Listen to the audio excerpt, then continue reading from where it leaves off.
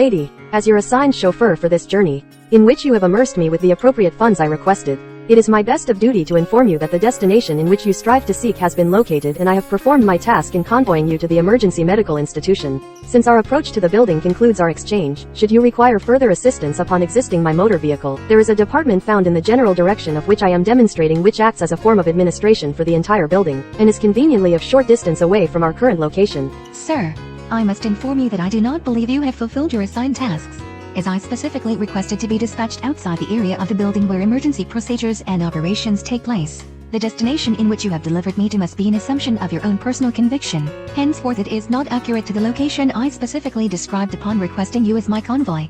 Madam, I understand that you may in a position of great distress to approach the medical institution, as there may be a friend or relative of your family who may be inside the property undergoing serious medical attention, so I implore you to make haste in your venture into the premises. I appreciate your growing concern. However, my current priority is to venture into the specific section of the building previously mentioned in our conversation. I beseech you to enter the medical center. Promptly withdraw from my personal transport. I require further assistance. Promptly withdraw from my personal transport. Sir, your demeanor has become somewhat present unnecessarily uncouth. I must exclaim that while you have strong displeasures in my lodging in your motor vehicle, there is still the urgent matter of locating my specified whereabouts, as the current location in which we are situated is unknown to me. If you are able to search within yourself to extend your kindness further, I will be very much delighted if you could direct me to my desired setting. Lady, your task has been fulfilled precisely to the letter. How you can possible of the nerve and intelligence to suggest that I did not perform my occupation to the appropriate level is outstanding. If you had the reasonably functioning motor skills, you could use the ability of sight with your eyes to deduct that you have indeed arrived at your desired destination. I even have conclusive evidence based on my transportable telephonic device by using its technological capabilities to geolocate our current surroundings. It summarizes that the location you initially requested has indeed been reached, and therefore our engagement has been successful. I must insist that our arrangement has ceased, and correspondingly I am no longer required to assist you. Now, please depart from my motor vehicle immediately. Sir, I believe you're divided. Depart from my motor vehicle immediately. Your device. Depart from my motor vehicle immediately. Why do you insist on addressing me in such an absurd volume? Because of my distress and intelligent magnitude of my voice is your persistence to remain in my automobile despite our arrangement terminating.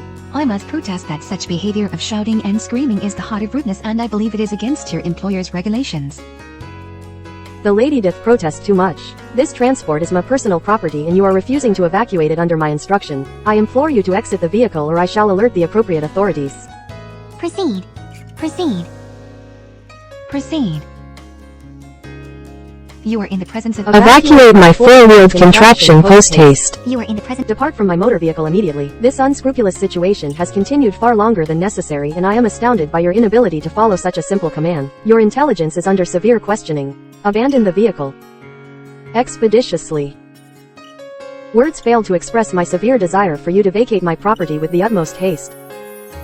I believe you are violating several regulations by proceeding in such a despicable manner, and I feel inclined to remind you that your employer has not given you special permissions to utilize such colorful vocabulary and grotesque amplification. Unpleasant wench. While I am under the rules and regulations bestowed by my employer, I hold the sincere belief that while you are within my transport and using my resources, I own the right to address your unreasonable stubbornness. Bold of you to question the authority of your client under these circumstances. I somehow severely doubt that you earn the right to speak so freely. That assumption has no foundations. I can assure you that if you continue to illuminate your stubbornness to exit the vehicle, then I will utilize and continue to utilize my virtues until you concede. Please reveal my location. I entreated. Nay, I pray that you will develop the necessary motor skills and intellect in order to arrive at the realization that your location is and always has been the destination that you specifically described and requested. This farcical endeavor to remain in my vehicle has become severely distressing and will likely become because of a life-threatening aneurysm. If you do not evacuate the automobile, you are becoming a severe danger to my mental and physical health. I shall ask you once again, please depart from my personal transportation. Greetings and salutations, fellow motorists. It appears you are in some form of severe stress. Do you require any assistance? Young traveler, your arrival could not be more opportune. I am indeed in severe stress and would greatly appreciate your assistance. Would it be possible for me to request that you remove this strumpet from my petrol-fueled machine of locomotion? Perhaps possess the needed charm which will guide my passenger out from within. Balderdash.